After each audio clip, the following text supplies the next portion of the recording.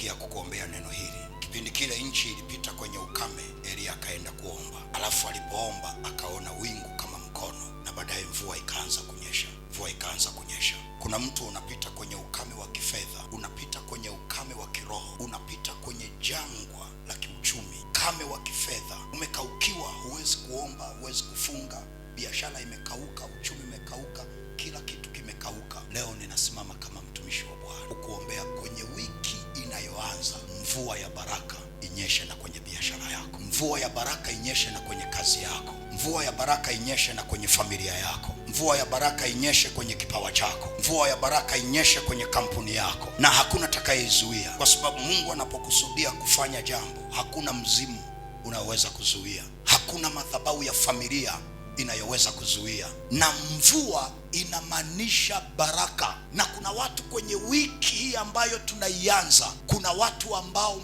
Mungu atafungua mbingu za biashara, mbingu za uchumi, mbingu za familia yako, mbingu za ndoa yako, na mvua ya baraka itakunyeshea katika jina la Yesu Kristo. Na Mungu anakuhamisha kwenye michezo ya wanaolia, anakuweka kwenye michezo ya wanaofurahi. Yeremia 31:4 anasema, mara ya pili nitakujenga, mara ya pili nitakupamba kwa matari, na wewe utatoka kwenye michezo ya wanaolia, nitakuweka kwenye michezo ya wanaofurahi. Mvua inapoenda kunyesha kwenye maisha yako wiki hii, itakusahaulisha hasara, itakusahaulisha vita na jangwa na ukame ambavyo umevipitia kwa muda mrefu. Nimekuombea kama mtumishi wa Bwana, yule Mungu anayewanyeshea mvua wema na wabaya, akunyeshee na wewe kwa jina la Yesu Kristo. Wiki hii mvua ya baraka inakunyeshea na wewe. Na mimi ningetamani kuona watu wanaosema, mvua ya baraka wiki hii inaninyeshea na mimi, inanyesha na kwangu, inanyesha na kwenye biashara yangu, inanyesha na kwenye uzao wangu, inanyesha na kwenye kipawa changu. Ukaione mvua ya baraka kwenye maisha yako